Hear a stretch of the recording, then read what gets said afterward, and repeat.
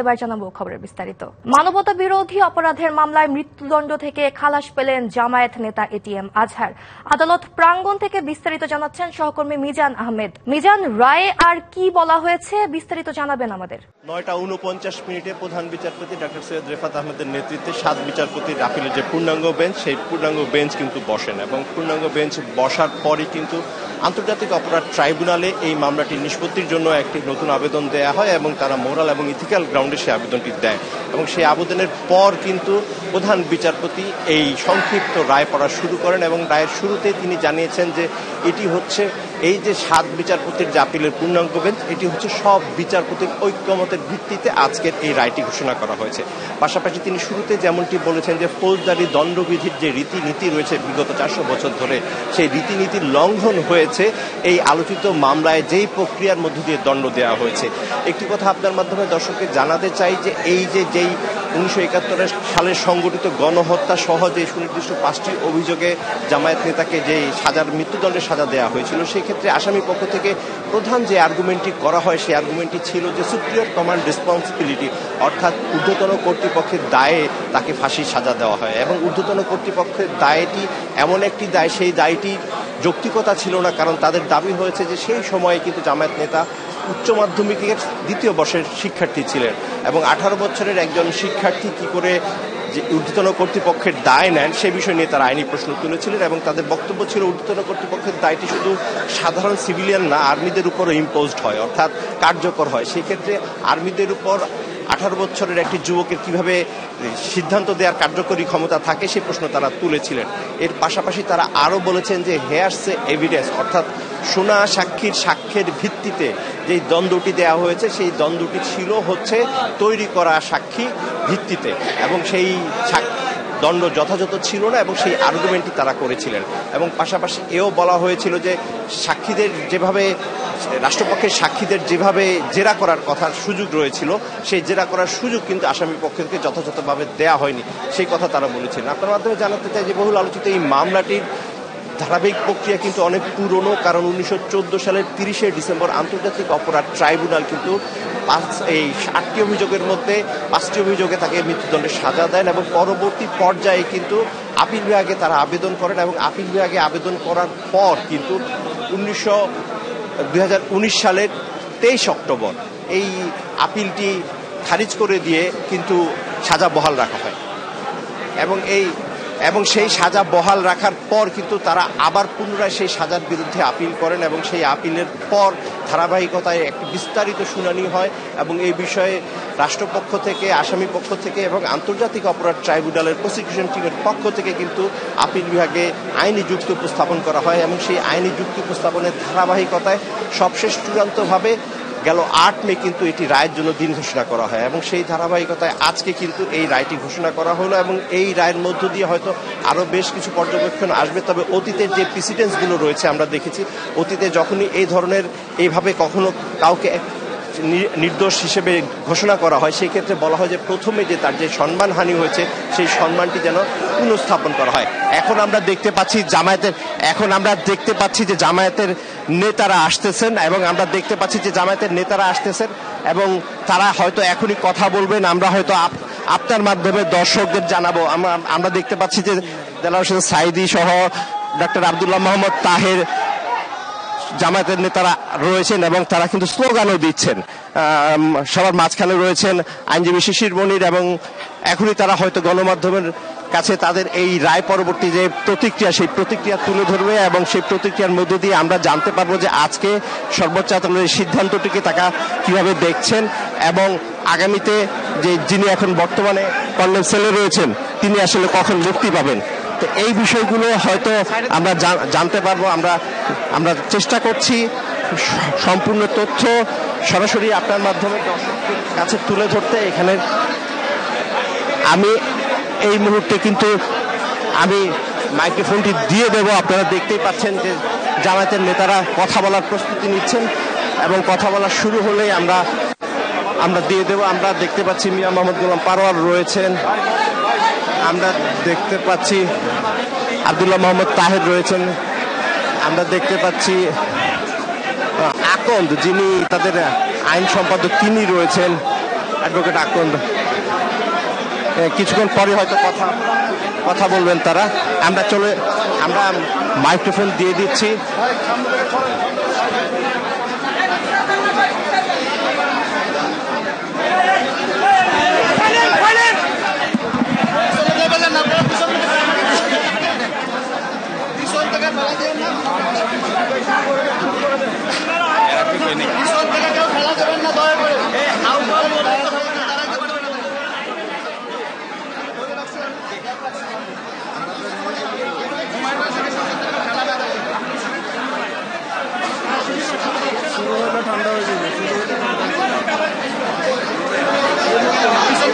একটু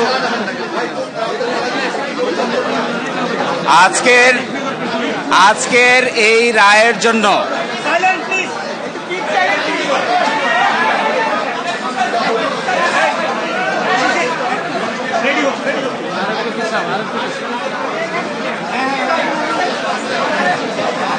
আপনারা কথা বন্ধ করুন।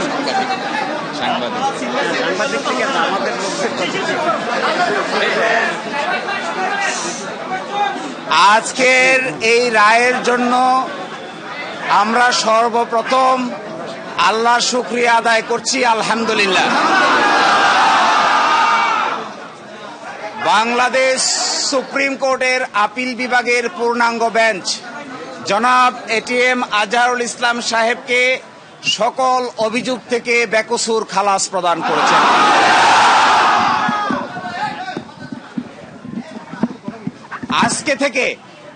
এখন থেকে জামায়াতে ইসলামীর সাবেক ভারপ্রাপ্ত সেক্রেটারি জেনারেল জনাব ATM Azharul Islam is an innocent man.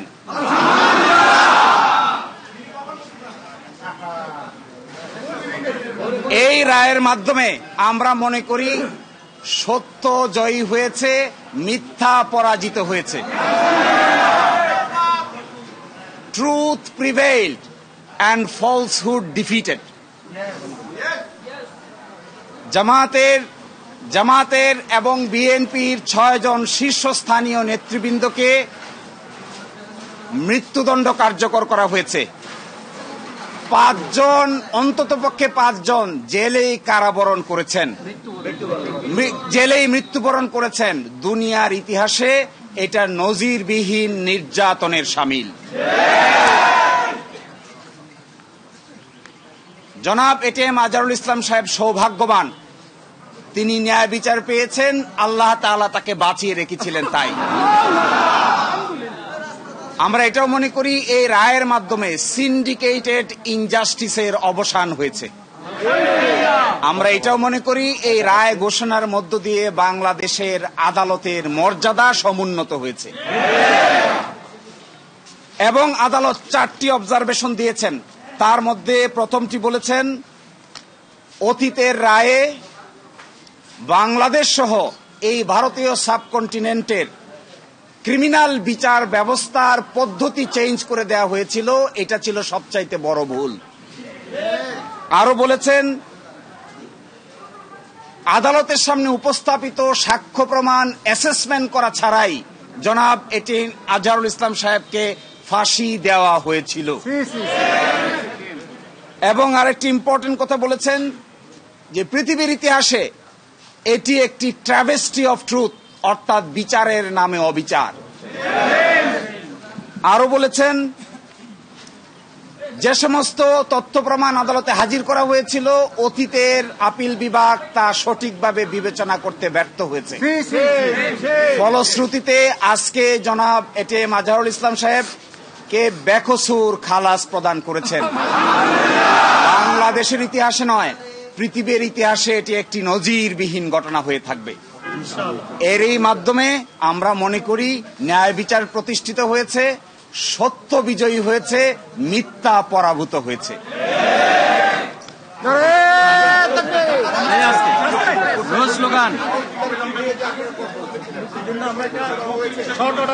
জি, আমরা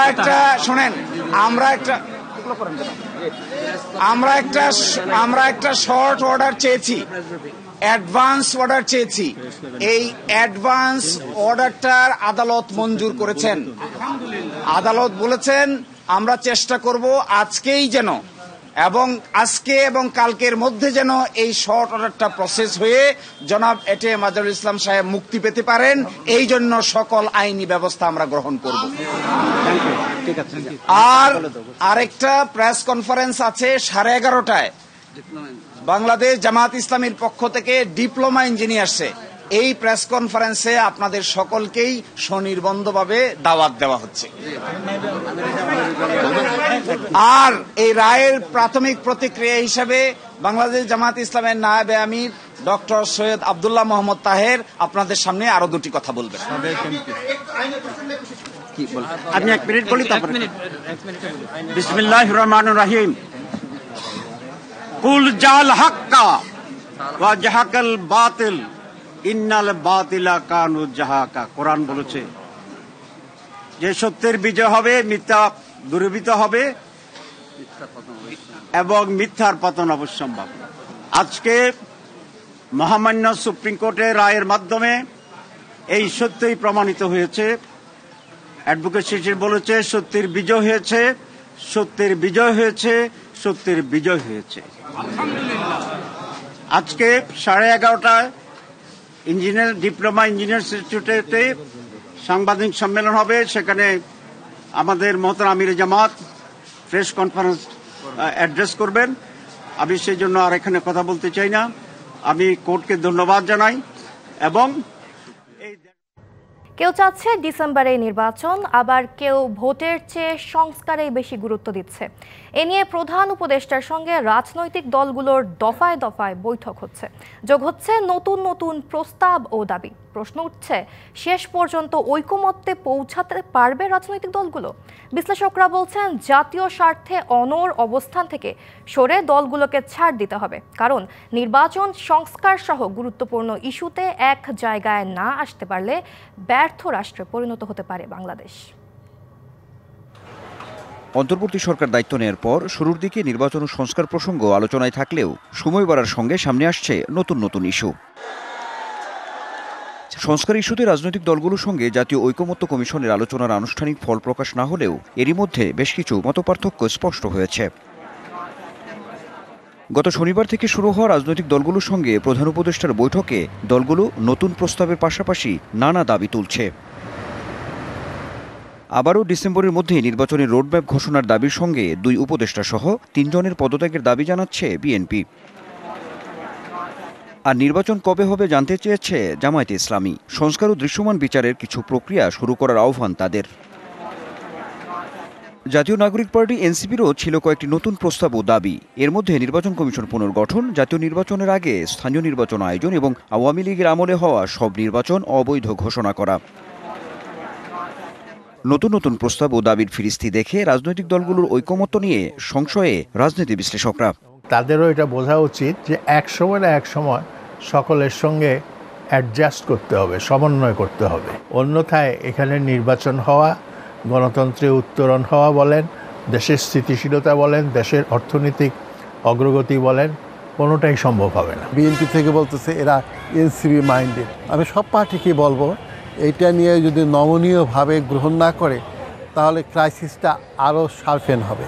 বাংলাদেশ যাতে ব্যর্থ রাষ্ট্রে পরিণত না হয় এজন্য রাজনৈতিক দলগুলোকে আরও নমনীয় হওয়ার পরামর্শ বিশ্লেষকদের। পাশাপাশি সরকারকেও দ্রুত সুষ্ঠু নির্বাচন দেওয়ার তাগিদ দেন তারা।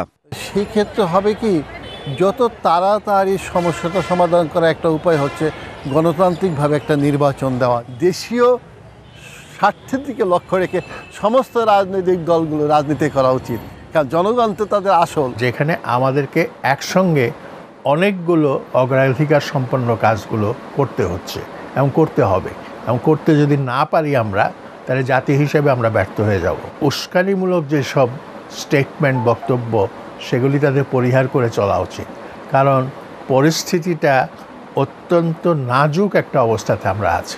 রাজনৈতিক দল ও সরকারের মধ্যে টানাপোড়েনের সুযোগে কোনো ষড়যন্ত্র যেন অভ্যুত্থানের আকাঙ্ক্ষাকে নস্যাৎ করতে না পারে সেদিকে সর্বোচ্চ নজর দেওয়ার পরামর্শ রাজনীতি বিশ্লেষকদের। বাইরে থেকেও ইন্ধন যোগানো হচ্ছে এবং নানাভাবে আপনার। Anwar Hossain, DBC news, Dhaka. আজ সচিবালয়ে দর্শনার্থীর প্রবেশ বন্ধ। ওই এলাকায় সভা সমাবেশ গণজমায়েত ও মিছিল নিষিদ্ধ। এ বিষয়ে আরও জানাতে সচিবালয় থেকে সরাসরি যুক্ত হচ্ছেন সহকর্মী শাহ ইমন। ইমন, সচিবালয়ে আজকের চিত্র কেমন দেখছেন? স্বরাষ্ট্র মন্ত্রণালয় ও পুলিশের নির্দেশনা মানা হচ্ছে কিনা জানাবেন আমাদের। আপনি জানেন যে গত 3 দিন থেকে সচিবালয়ে কর্মকর্তা কর্মচারীরা আন্দোলনে ছিল এবং গতকালকে তারা ঘোষণা দিয়েছিল যে আজকে তাদের আন্দোলন আরও জোরদার হবে, কারণ তারা যে আইনটির বিপক্ষে এই প্রতিবাদ এবং আন্দোলন করছে তারই প্রেক্ষিতে একটি উত্তেজনা তৈরি হয়েছে সচিবালয়ে। কারণ বৈষম্য বিরোধী ছাত্রদের পক্ষ থেকেও এই সচিবালয়ের যে আন্দোলন এই ব্যাপারে কঠোর একটি অবস্থান এবং বার্তা দিয়েছিল। তারই প্রেক্ষিতে গতকাল কিন্তু সচিবালয়ে একটি নির্দেশনা দেওয়া হয়েছিল যে বহিরাগত দর্শনার্থী যে প্রতিদিন আসে সচিবালয়ে বিভিন্ন কাজে, তাদের প্রবেশাধিকার আজকে বন্ধ রাখা হয়েছে। তবে সকালবেলা আমরা যখন গণমাধ্যম কর্মীরা সচিবালয়ে প্রবেশ করতে যাই, আমরা দেখলাম যে এটার কোনো আগে থেকে নোটিশ ছিল না, কিন্তু আজকে গণমাধ্যম কর্মীদেরও ভিতরে প্রবেশ করতে দেওয়া হয়নি। যে কারণে আজকে যে কর্মচারীরা আন্দোলনরত রয়েছে তারা কি ভিতরে এখন পর্যন্ত মনে হয় তারা সমবেত হতে পারেনি, কারণ আজকে বিপুল পরিমাণ আইন শৃঙ্খলা বাহিনীর সদস্য সচিবালয়ের প্রতিটি গেটে এবং প্রতিটি ফটকে তল্লাশির মাধ্যমে প্রবেশ করতে দিচ্ছে শুধুমাত্র কর্মকর্তা কর্মচারীদের। এছাড়া দর্শনার্থীদেরও যেমন প্রবেশ বন্ধ, গণমাধ্যম কর্মীদেরও প্রবেশ বন্ধ। তো আমরা এই মুহূর্তে আছি সচিবালয়ের ঠিক বাইরে। এখানে আমরা যেটা দেখতে পাচ্ছি সেটি হচ্ছে যে বিপুল সংখ্যক আইন শৃঙ্খলা বাহিনীর সদস্য, যেমন স্বাভাবিকের চেয়ে অনেক বেশি, যেমন ডিএমপির যে বিশেষায়িত নিরাপত্তা বাহিনী সোয়াত, এখানে দেখছি যে সোয়াত মোতায়েন করা হয়েছে।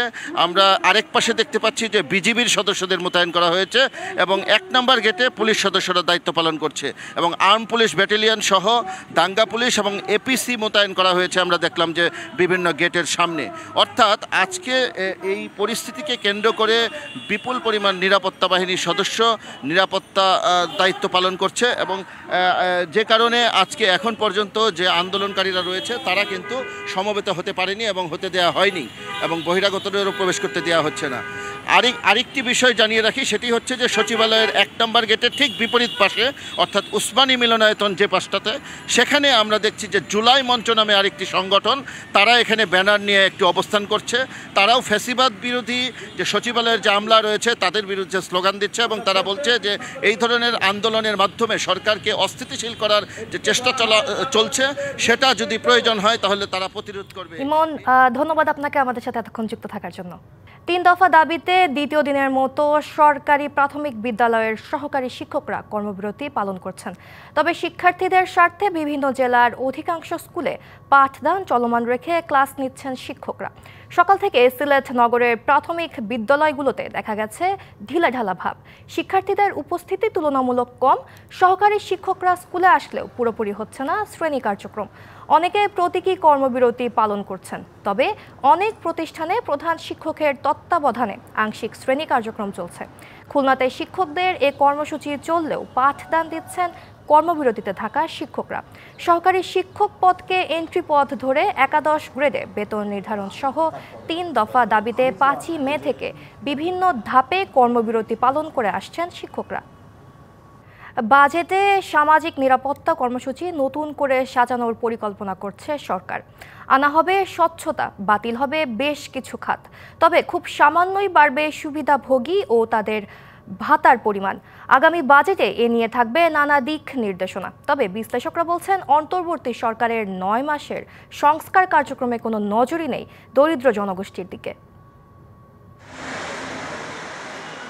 শেরপুরের প্রত্যন্ত গ্রামের মানুষ খালেদা খাতুন। পরিবারের সবাইকে হারিয়ে এখন তিনি ব্যস্ত শহরে।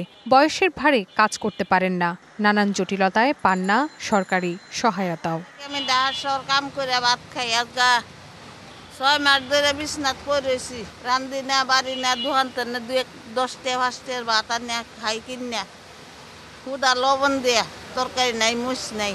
মূলত দেশের দরিদ্র ও প্রান্তিক পরিবারগুলোর জন্যই সরকারের আর্থিক প্রণোদনার বরাদ্দ থাকলেও উপকারভোগী শনাক্তে নানা অনিয়মের কারণে তার মতো অনেকেই সুবিধা বঞ্চিত। প্রতি বাজেটে সামান্য ভাতা বাড়ানো হলেও জিডিপির অনুপাতে এ খাতে বিশ্বের সবচেয়ে কম ব্যয় করে বাংলাদেশ। নেতারা খাই পেট ভরবো, আঙ্গরে দিব, আমাকে নিজে কর্ম করে খাইতে হয়। এখানে আমি আছি থাকি, কিন্তু আমরা কিছু পাই না। আমার কেউ সহযোগী করেন না, আঙ্গের ধয় না। যারা পাওয়ার মালিক তারাই পায়। চলতি অর্থবছরে এ খাতে ১৪০টি কর্মসূচির জন্য বরাদ্দ ছিল ১,৩৬,০২৬ কোটি টাকা। তবে এতে আছে উন্নয়ন বাজেটের বিভিন্ন কর্মসূচিও। ২০২৫-২৬ অর্থবছরে এসব কর্মসূচিতে কাটছাঁট করা হবে। যদি সেগুলো অপ্রয়োজনীয় হয় ডেফিনেটলি সেখানে কোনো একটা মেজারমেন্ট নেওয়া হবে যাতে করে সেটা আর না চালু থাকে। কিন্তু আমি যতটুকু শুনেছি বা জানতে পেরেছি তাতে করে মানে সুরক্ষা কর্মসূচিগুলোকে আরও শক্তিশালী করার জন্য একটা পদক্ষেপ নেওয়া হচ্ছে। আগামী বাজেটে বয়স্ক ভাতা কর্মসূচিতে নতুন করে উপকারভোগী যুক্ত হবে।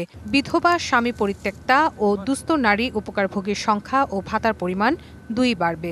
অনেকগুলো প্রোগ্রাম আছে সেগুলোকে যাতে আরও ইউনিফাইড করা যায়, আরও ভালোভাবে সেগুলো বাস্তবায়ন করা যায় সেদিকে লক্ষ্য রাখা হয়েছে এবং যতটুকু বরাদ্দ দেওয়া হয় সেটা যাতে সঠিক লোকদের কাছে যাওয়া হয় সেই ব্যাপারেও কিছুটা আগের চাইতে তাগাদা দেওয়া হয়েছে। তবে পরিবর্তিত পরিস্থিতিতে অন্তর্বর্তী সরকারের 3 কর্মপরিকল্পনার একটি সংস্কার হলেও দরিদ্র মানুষের সংস্কারে চোখে পড়া মতো উদ্যোগ দেখছেন না দেবপ্রিয় ভট্টাচার্য।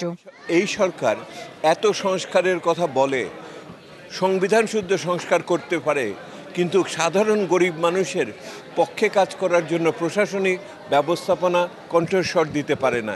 এইটিই দুঃখের জায়গা। দরিদ্রের জীবনমান উন্নয়নে বেশ কিছু পরামর্শও দেন তিনি। Rifat Tasnuva, DBC news, Dhaka. জ্বালানি তেল ভিত্তিক বিদ্যুৎ উৎপাদন খরচ 3 গুণ হলেও সেদিকেই বেশি ঝুঁকছে সরকার। গেল জানুয়ারিতে মোট বিদ্যুতের মাত্র 3% যোগান আসত তেল ভিত্তিক বিদ্যুৎ কেন্দ্র থেকে, যা এপ্রিলের শেষে বেড়ে দাঁড়িয়েছে প্রায় 10%। বিশ্লেষকদের অভিযোগ, আমলাদের পরামর্শে বিশেষ গোষ্ঠীকে বাড়তি মুনাফা দিতেই তেল ভিত্তিক বিদ্যুৎ কেন্দ্রের নির্ভরতা বাড়ছে। গরমের সময় দেশে বিদ্যুতের গড় চাহিদা 17,000 মেগাওয়াট ছাড়িয়ে যায়। চাহিদা বাড়লে এর যোগান নিশ্চিতে বাড়ে সরকারের চ্যালেঞ্জ। সে সুযোগে বিদ্যুৎ উৎপাদনে নির্ভরতা বাড়ানো হয় তেল ভিত্তিক কেন্দ্রের উপর। যদিও এসব কেন্দ্রে বিদ্যুৎ উৎপাদন ব্যয় হয় গ্যাস বা কয়লার তুলনায় প্রায় 3 গুণ। কন্টিনিউয়াস আমদানি নির্ভরতা, এটার কারণে আমাদের আসলে আজকের এই পর্যায়ে আসতে হয়েছে। শুধু যে ডলারের দাম বেড়েছে সেটা না, আমরা হয়তো গ্যাসের যেই এটা ছিল, আমরা যদি গত 1 দশকে গ্যাসের উত্তোলনে যদি আমরা যথেষ্ট বিনিয়োগ করতে পারতাম এবং যথেষ্ট সফলতা পেতাম তাহলে হয়তো পরিস্থিতিটা আরেকটু অন্যরকম হতো। পিজিসিবির তথ্য বলছে গেল 16 এপ্রিল তেল ভিত্তিক বিদ্যুৎ কেন্দ্রের উৎপাদন ছিল মোট বিদ্যুতের প্রায় 10%, কিন্তু এ জ্বালানির উৎপাদন ব্যয় ছিল মোট জ্বালানির ব্যয়ের প্রায় 29%। আর পিডিবির তথ্য বলছে 2023-24 অর্থবছর ইউনিট প্রতি বিদ্যুৎ উৎপাদনে গড় খরচ হয় 11 টাকা 35 পয়সা। আর এর মধ্যে তেল ভিত্তিক বিদ্যুতের উৎপাদন খরচ প্রতি ইউনিটে ছিল 25 থেকে 26 টাকা। কারণ তেল ভিত্তিক বিদ্যুৎ কেন্দ্র চালালেই এখানে একটা গোষ্ঠীর বেশ ভালো রকমের মুনাফা হয় এবং আমাদের দেশে পাওয়ার সেক্টরের ভর্তুকিটা বেড়ে যায়। তো এই যে জিনিসটা আমরা ভেবেছিলাম যে এই সরকার এসে এটা সমাধান করার চেষ্টা করবে প্রথম দিন থেকেই, কিন্তু আমরা ওরকম কিছুই লক্ষ্য দেখছি না। বাড়তি চাহিদা মেটাতে বাধ্য হয়েই বাড়ানো হয়েছে চড়া দামের তেল ভিত্তিক বিদ্যুৎ উৎপাদন। এটা হবে কারণ এটা হচ্ছে যে কারণ আমরা ওই যে বিদ্যুতের গ্যাস কমাই দিছি, ডিমান্ড বের করে ডিমান্ড মিট করতে হলে আমার যদি আমি গ্যাসের যদি চালাতে না পারি, কয়লার যদি আমার এক্সটেন্ড হয়ে যায়, আমার তেলের তো বাড়তেই হবে। সাশ্রয়ী বিদ্যুতের জন্য তাই নবায়নযোগ্য জ্বালানিতে নজর দেওয়ার তাগিদ বিশ্লেষকদের। তেলের ব্যবহারও থাকবে কিন্তু সেটাকে র্যাশনালি কমিয়ে আনা, অন্যদিকে নবায়নযোগ্য জ্বালানিকে র্যাশনালি বাড়ানো, দুটোকে ব্যালেন্স যদি করা যায় তাহলে এই 10% বিদ্যুৎ যেটা তেল থেকে এখনও হচ্ছে সেটাকে হয়তো আমরা 4-5% নামিয়ে আনতে পারবো এবং সেক্ষেত্রে অ্যাভারেজ জেনারেশন কস্টটাকে আমরা র্যাশনাল লেভেলে রাখতে পারবো। এখন মোট বিদ্যুতের প্রায় 3.5% যোগান আসে নবায়নযোগ্য জ্বালানি থেকে, যার প্রতি ইউনিট উৎপাদন খরচ পড়ে 10 টাকারও কম। Yusuf Rana, DBC news, Dhaka. DBC সংবাদে এই ছিল এখনকার মতো। ডিবিসি নিউজের সংবাদগুলো পড়তে ভিজিট করুন dbcnews.tv আর ভিজিট করুন ডিবিসির ফেসবুক পেজ এবং ইউটিউব চ্যানেল। ডিবিসির সঙ্গেই থাকুন।